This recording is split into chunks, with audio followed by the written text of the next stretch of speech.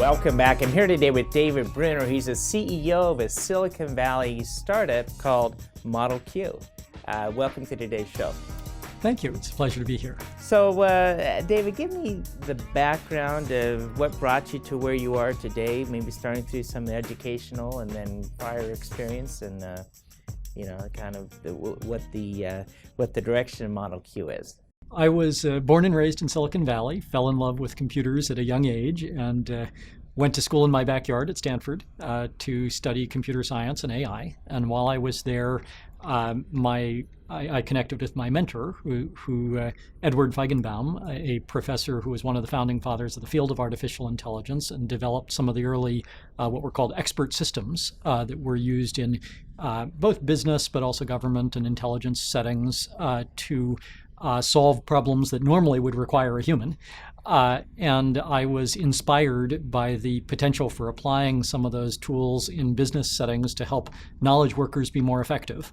And so after I graduated, much to the disappointment of my mentor who wanted me to go get a PhD, I went off to learn business at the Boston Consulting Group.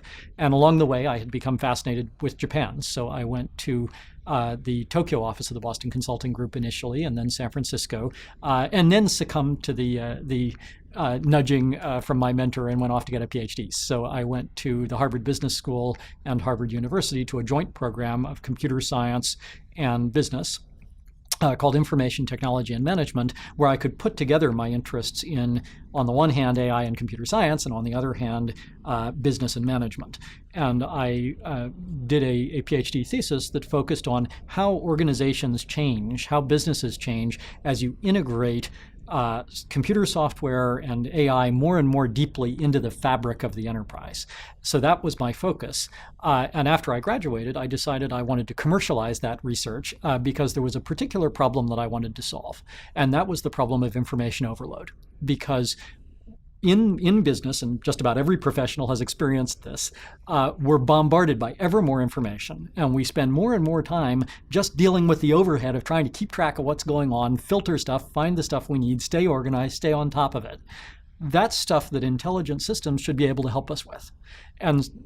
But we don't have those systems. Your email client doesn't know anything about the people you're corresponding with or why you're corresponding with them or what your priorities are. So I wanted to build systems that can really partner with us in doing our work and augment us and make us as professionals more effective. And so that's what led me ultimately to found ModuleQ, to build those systems. And so ModuleQ is an AI company developing AI that we call personal data fusion to address the problems of high-value knowledge workers. The market, first of all, understands the need. Anybody who has an email box is just overloaded with things they don't need. But as you move out and scale this, right now you're relatively new. But how big do you see the vision of ModuleQ becoming? This is enormous. The total cost of information overload to the knowledge economy, there are varying estimates, but they're all over $1 trillion a year globally. So the problem is enormous. If you can unlock $1 trillion of value a year, that has macroeconomic impact. So we are starting with a very narrow niche, because one of the things I learned from my mentor at Stanford is that to solve a lot of these problems, you need domain-specific focus. So if our systems are going to partner with you to help you do your work, if you're a lawyer, they need to understand how lawyers work.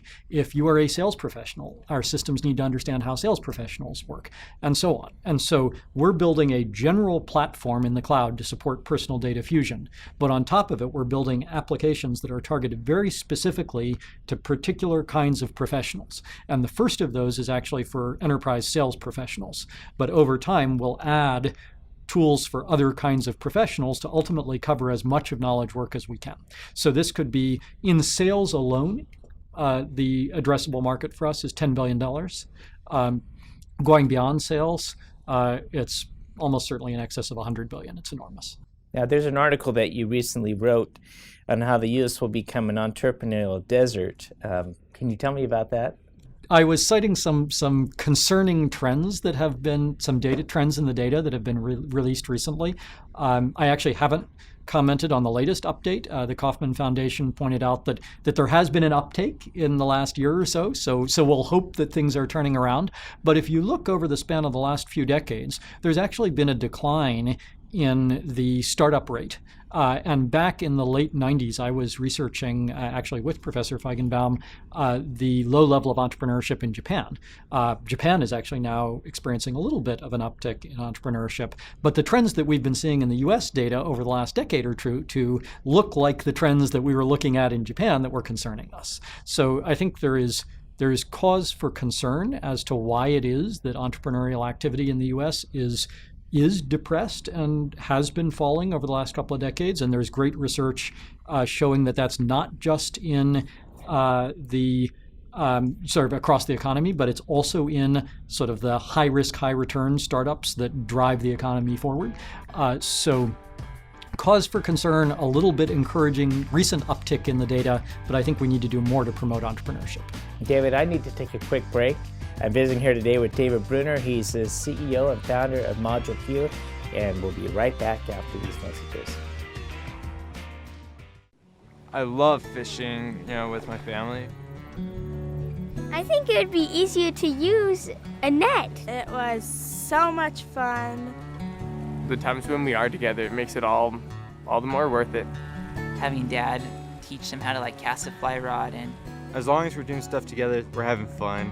Some people see a father and a son fishing together, while others see a succession plan.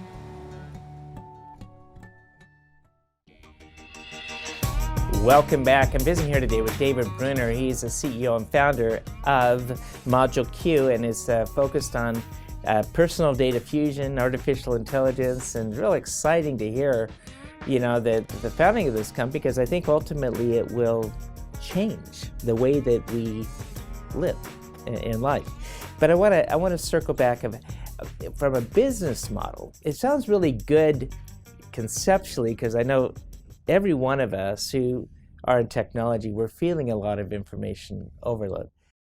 How does ModuleQ, though, set out to solve that issue for us, to decreasing our information that we have to sift through every day?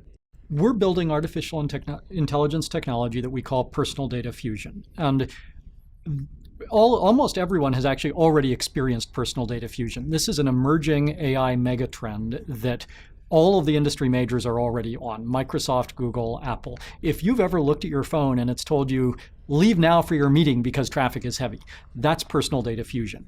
The system behind the scenes is collecting information from your GPS sensor on your location, from your calendar on where you might need to go next, information on traffic, information on routes to your destination. It's fusing all that together and extracting from it a single high-level insight to help keep you on track, which is, oops, you'd better run out the door right now. So that's personal data fusion as it's currently emerging. But that's just the beginning, because there's so much information coming at us. We need systems that can fuse it together and turn it into a higher level, more coherent, understandable, useful dashboard of what's going on in our life. We're focused on doing that for your professional life. So whereas Microsoft, Google, Apple, they're doing it horizontally to solve everyone's problems, and that's great, we're doing something that complements that, which is to focus in on particular kinds of work and augment that with personal data fusion. And so our first target market is actually enterprise sales professionals, because they have an extremely demanding job with getting more demanding every day, with enormous information overload. And if we can help them be a little bit more responsive by giving them that kind of cues, helping them see the important deal-related information right away so that it gets their immediate attention and they can manage it effectively and orchestrate their team more effectively, we can help them sell more. We can increase the speed of their deals, and we can increase their win rates. When you're setting out to do this and build the data fusion, I read today an article with about how Google is mind mapping every search that every individual does, how much time we spend on a website, what our interests are, and there seems to be a lot of concern, at least when I read that like there's privacy issues there. That's Thoughts? right. That's exactly right. And this is a huge issue for the industry to deal with. And it's something that we have a very clear philosophy about, and I actually posted recently on Medium an article that I co-authored with one of our board members, Professor Ethan Bernstein of the Harvard Business School, that we titled Big Brother versus Personal Data Fusion. Because there's really two directions that this technology can go.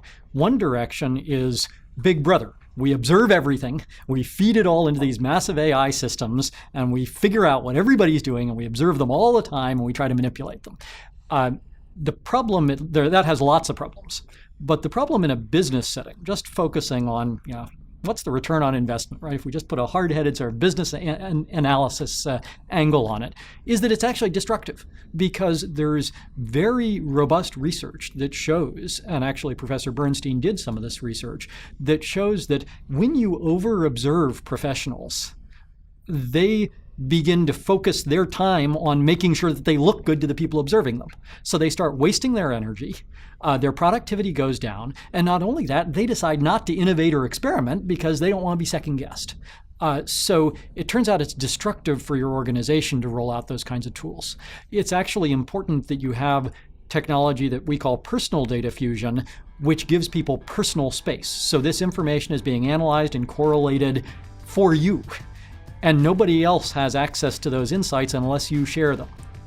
David, I want to get more into this personal data fusion because this is huge, but I do need to take a quick break. And visiting here today with David Brunner, he's the CEO and founder of ModuleQ.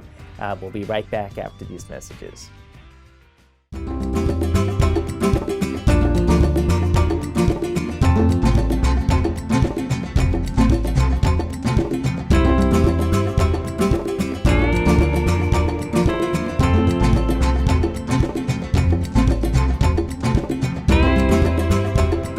Since you can't take your wealth with you, spend time with your family.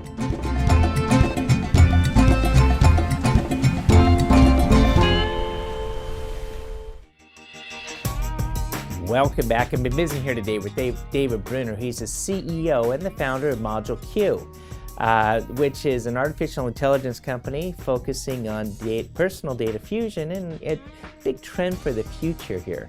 I want to jump back into Big Brother versus privacy. We talked about Google mapping. I'm sure Google is not the only one to map the way that we make decisions and websites visit, but how do you balance this in terms of making sure that the people that are observing are not influencing the change in natural behavior? I think it's a great question. And as I mentioned earlier, Professor Ethan Bernstein at the Harvard Business School and I recently published a post that we called Big Brother versus Personal Data Fusion, because the risk of all these big data technologies is that you can end up with too much surveillance, and you can risk the loss of privacy. And we're focused on business uses of these technologies, and so it turns out that in business settings, there are actually real costs to doing too much surveillance. And they come in two flavors. One is you get people saying, hey, I'm not going to use your system anymore. And so, for example, we focus on enterprise sales professionals as our first audience. They use paper notebooks. They are not going to be micromanaged and continuously monitored because they expect to be able to exercise their professional judgment and have some personal space. It's kind of like you don't expect your manager walking into your office and riffling through your filing cabinet. It's the same thing. And so it turns out that when people are observed too much, their productivity goes down, they stop innovating. And so senior management needs to understand that they should not want to have excessive surveillance. And so they will need to invest in tools if they're going to increase the productivity of their knowledge workers that give them personal data fusion that provides personal space and privacy for those professionals rather than trying to observe every single action they take. And that's going to be a new direction. And especially in sales, there's been a tradition of saying, well, all the data ought to be in our customer relationship management system. It never has been, it never will be, it doesn't actually need to be, and having it all there would actually decrease the performance of the organization. When we look at the future here, and you have a big influence in Japan, some of your investors and board members, but when Japan seems to have a lead on the industry with robotics and also this artificial intelligence, do you see that the wave of the future is to see that the robots actually replacing the humans in terms of the job placement? Like, for example, fast food industry, they talk about McDonald's, robots, and how much are we going to see that? We are absolutely going to see some replacement of humans by technology. For example, if you drive a truck or a taxi, that job is not going to be around forever, so you better start looking for other options. That said, there are a lot of jobs that require empathy, require the ability to build relationships. Almost all professional jobs, there is a component of convincing others of the validity of your perspective. Those are the kinds of things that systems won't replace. And so when we look at enterprise sales, for example, the enterprise sales professionals are actually more in demand than ever, and demand is forecast to rise because their job is actually to sell change to customer organizations. They need to go into organizations and convince them that they should change what they do and buy this product or this service. That's a very difficult job, and it's something that you really can't replace with a robot or with artificial intelligence. What you can do is you can augment it. And so recently, people have started talking about augmented intelligence.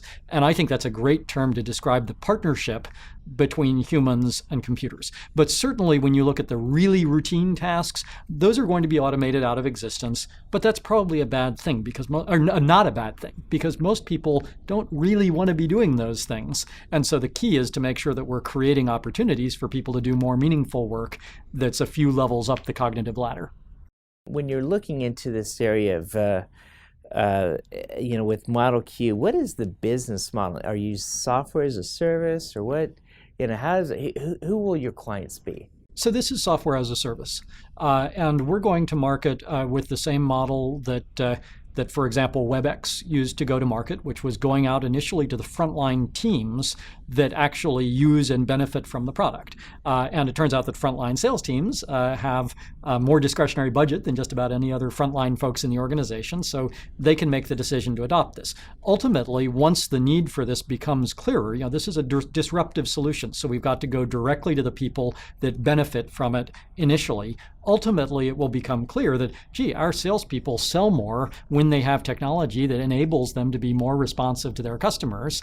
And so we expect to make enterprise sales subsequently. But initially, it's about going out to those frontline folks, and it is software as a service. Yeah, technology is changing so fast. How do you keep up with this as you continue to do research and work on disruptive models? Your company since 2011. How large are you right now? So we're 12 full-time people. Okay. Yeah. But it doesn't require a lot of people with the big data and artificial intelligence into the future, right? This is one of those things that as you begin to dig deeper into the problems, the complexity goes up exponentially. And so we're still at the proof of concept stage. As we grow, we will need a lot of people to look into all those things because the artificial intelligence, the knowledge engineering, the algorithms, that's going to require an enormous amount of investment to build out. So we will need that. But at this point, it's really about hiring people who are cutting edge and who have their finger on the pulse of the technology. And so our CTO had a career at Oracle, was in a PhD program at Columbia where he was studying AI. Of course, we have an advisory board that is cutting edge on technology. So David, if a person wants to learn more about ModuleQ, where would they go? To learn more about ModuleQ, you can go to our website, moduleq.com. That's moduleq.com. Or if you're interested in our product specifically for B2B sales professionals, that product is called Rev, like Rev Your Engine or Revenue. And so go to revforsales.com. I've been visiting here today with David Brunner, who's the CEO and founder of ModuleQ. David, thanks for being on today's show. Thanks so much for having me.